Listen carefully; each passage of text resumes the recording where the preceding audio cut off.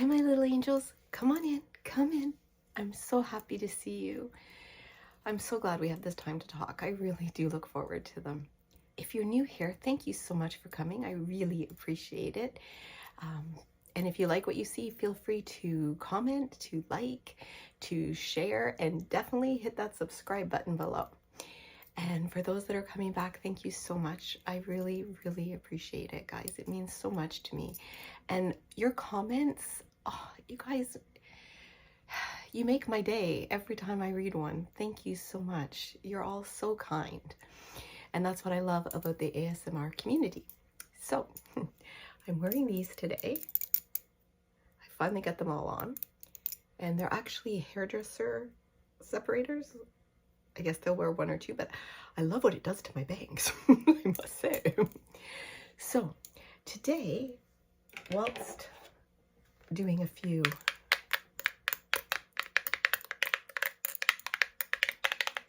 tapping,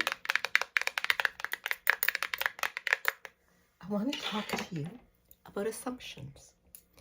And we make assumptions all the time. But I want to talk about the assumptions we make that are bad for us, okay? And I think that we all do this, but especially anyone that's suffering from self-esteem issues, self-confidence issues, anyone I think that grew up a little dysfunctional, although I think we all did in a way, but we tend to make assumptions about other people that are detrimental to ourselves. We look at everyone else as having things together, and we don't. I have a secret for you. None of us have it all together. Some are just better at putting on a show. And one of the biggest complaints I have is social media. Nobody's posting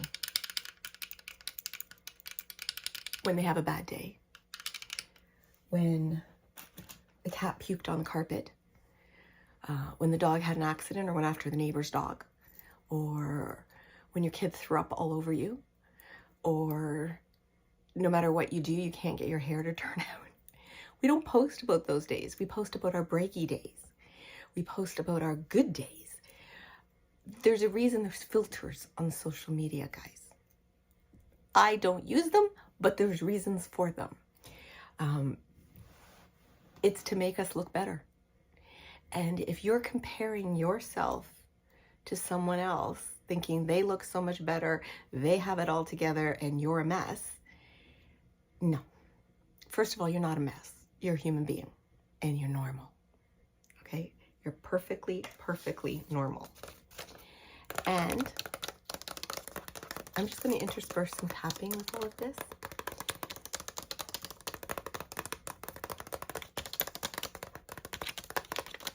And not only are you normal,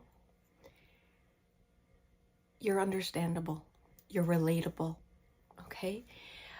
I'm going to tell you a few stories about me. I made assumptions. Because I worked, we dropped my daughter at childcare, the before and after program. So I very rarely got to pick her up from school.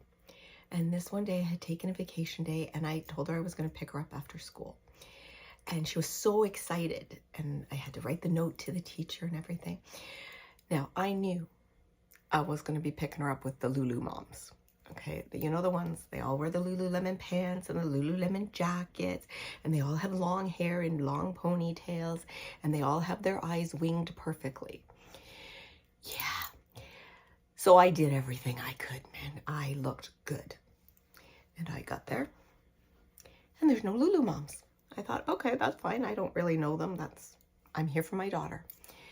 And a gentleman, an elderly gentleman came, and he was standing beside me. And he said, beautiful day. I said, isn't it? It's just gorgeous. He said, yes, school's almost out. I said, yep, pretty soon, any minute now.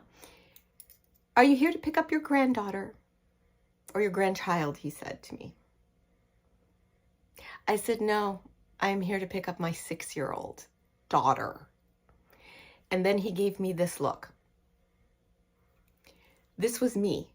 Confidence? Gone. And you know, I let that bug me for 2 weeks. 2 weeks of my life, I let that nag at me because he assumed that I had a grandchild because I was an older mom. And I was. I had my daughter at 39. So, you know, yeah, I maybe looked older than the other moms, but I looked hot that day. I don't care what anyone says. But he made an assumption, and I made an assumption that that was a bad thing. You know, maybe where he came from, and he was much older than me, women had their kids at 20. So maybe he thought I was 40. Yeah, I can live with that. So, you know, like, or 46. I was 46, but you know what I mean. It was a time I needed to learn about assumptions, not to make them and not to accept them. That's the key. Don't accept them. Sometimes we look at other parents, and I'm talking to the parents directly, and we think they've got it together and we're a mess and we're making so many mistakes. Yeah, we probably are, but we all do. Nobody has it perfect. Nobody has it down to a science. I know a mom and I really admire her, and she has 5 kids, and there's an age gap between the first and the last. And I looked at her and I thought, best mom ever. And I remember talking to her because her middle child and mine were in the same grades together. And she was talking about the different kids and how they're all different. So it's not like you get one and you know exactly how to parent, because the next one's not going to be the same. And the next one after that's not going to be the same. All kids are different and we have to parent them differently, you know? So it's constantly a search to try to get it right. And then there's the school people. You know who you are, all you students out there, and you teachers who look at your colleagues, who look at your other students and your classmates and think, why am I struggling so hard? And it's so easy for them. Okay, maybe some classwork is easier for others than it is for you, but that's okay. Some of it's easier for you. I have never been a person who thought that grades equaled intelligence. They don't. Okay? A lot of people I know can't do certain classes. For me, math. When I took those tests they gave you, back in my day, they were called standardized tests, I would score off the chart in math, but I would fail math classes. And it was finally in grade 11, when I was still taking grade 9 math, trying to pass it, they figured out that my brain doesn't follow formulas. So while I could get the right answer, I couldn't show them the way they wanted me to show them because my brain didn't work that way. That made my life a lot easier. It didn't make math easier because I still had to get the right curriculum, but it made me feel like, okay, it's just I learn different. That's okay. I'm still okay. So anyone that looked at me and assumed from my test score I'd be this mathematical genius, wrong. Anyone that looked at my classwork and thought I was dumb, wrong. You make assumptions. You don't know the whole story. So if you're looking at other classmates, you don't know how hard they struggle. They may look easy, doesn't mean they are. And everybody knows the story of, you know, the prettiest girl in school never gets asked to the dance because the boys are too shy to think that she'll go out with them. I don't know how true that is, but I know when I went to high school, I went to an all-girls school, but one of my best friends was probably the prettiest girl I knew. And we went through high school without, well, no, we went through early high school with no boyfriends at all. So yeah, I think that's true in a way. Also, don't be afraid to put yourself out there. And venting is good. It's not complaining. And some parents are standoffish. Some students can be standoffish because they don't want to be ridiculed. Okay? Everybody's ego is fragile. We all have fragile egos. Okay? Nobody wants to be ridiculed. So if somebody they think has it all together says to them, this is hard, they're like, don't patronize me. Don't ridicule me. They're not. They're trying to open up a conversation. Other people have it hard too, okay? We all do. I get a lot of comments. You must be a great mom. I try. I try so hard. I make mistakes too. My daughter will tell you I make mistakes. I can be a bit of a hoverer. I can push out of the nest a little too early sometimes. I make mistakes too. I can remember one time, she was little, maybe 4 or 5, and we were at the park and she was playing with another girl who was a little bit older. And the other girl hung upside down from the gym bars. And she asked my daughter if she wanted her to teach her how to do it. And my daughter said, no, my mom won't let me. I'm like, excuse me? So I said, come here. Not in front of the other girl. I said, if you don't want to do it, you have the courage to say, I don't want to. Don't use me as your excuse. Okay? I said, do you want to try? Yes, but not in front of her. I said, okay. So when the girl left, we went over and I let her hang upside down. And my heart was here in my throat, guys. It really was. I was just getting something to tap. My heart was here. I was terrified she was going to fall and hit her head. But I let her do it. You know, that's one time I feel like I did it right.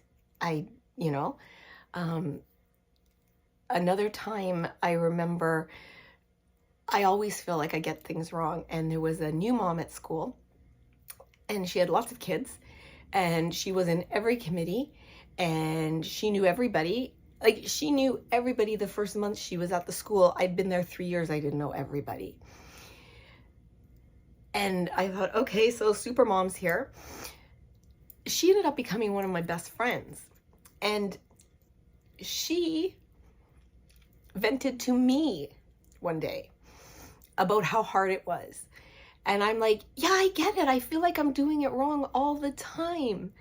And I say that about parenting, that it's something you spend 100% of yourself trying to get right and feel like you're failing 99% of the time. But it's worth it, and we're all going through it. And don't be afraid to ask for help. Don't be afraid to accept help. And that goes for you students out there as well. If you need help, ask the teacher to help you. If you see another student doing really well, can you say to them, could you maybe show me how you got that? Because I'm not getting that answer. And let them help you. You know, we have to be able to receive as well as give. I find that with a lot of people with low self-esteem, low self-confidence, we're great givers. We're really bad at receiving. I feel like a character in a movie. So yeah, I just really wanted to have a little conversation with you about assumptions, not making them and not putting them on yourself. Oh my gosh, we are so hard on ourselves, okay? And I'm talking to the people who don't have support, okay? There's a lot of students out there that aren't getting the support they need. There's a lot of people whose language, English is a second language. So asking their parents who are struggling with English themselves to help them with their homework may not be conducive to them.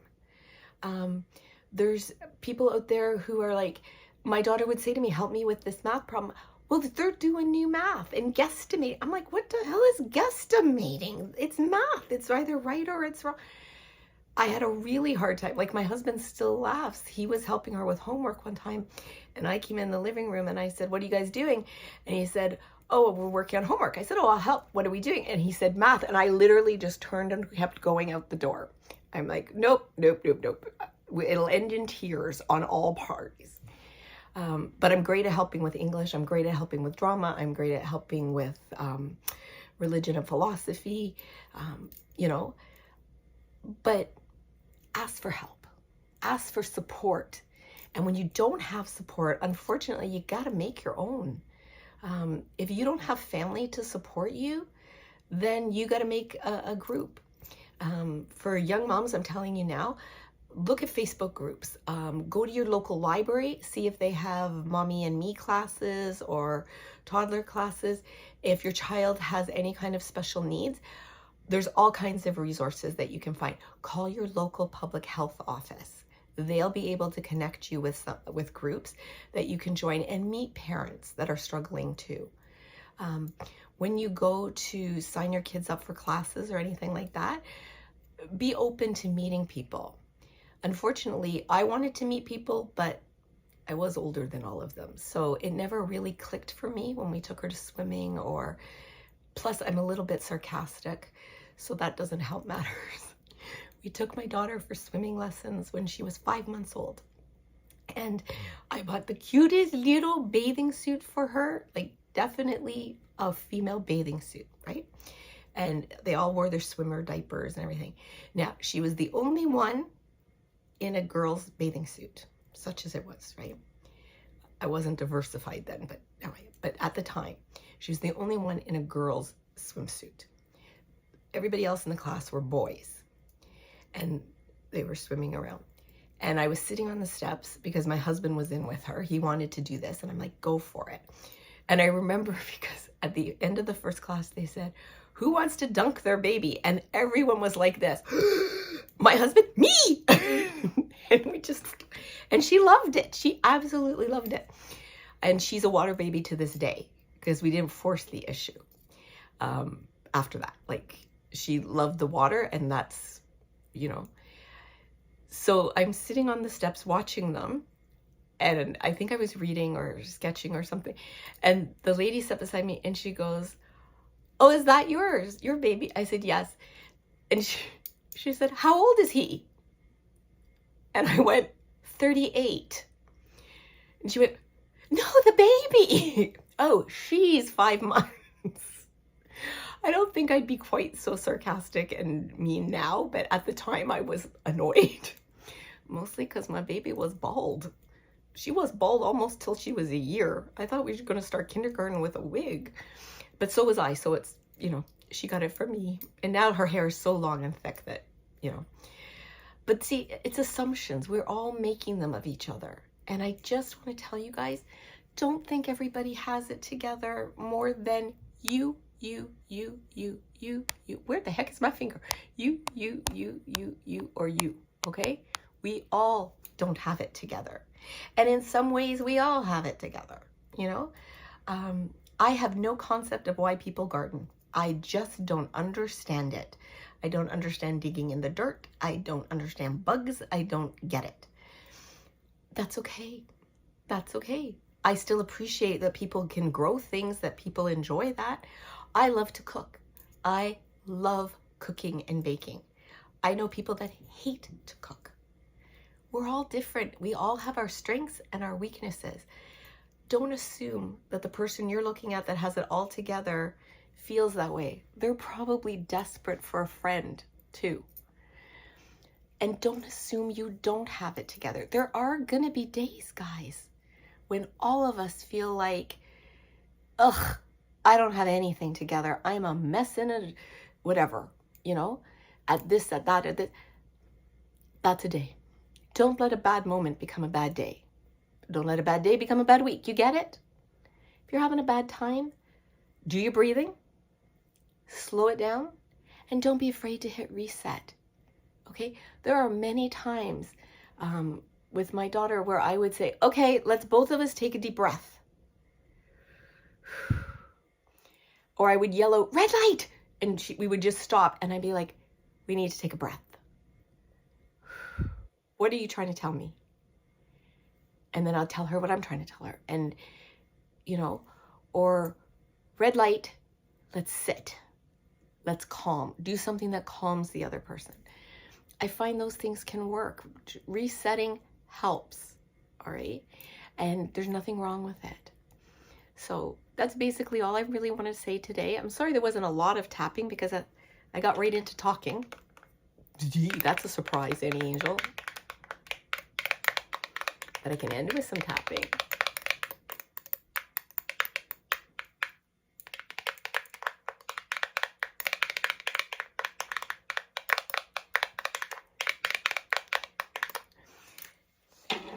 So I hope you enjoyed this, and I want you all to remember, I love you, I value you, I honor you, and I'm so very, very glad that you were born.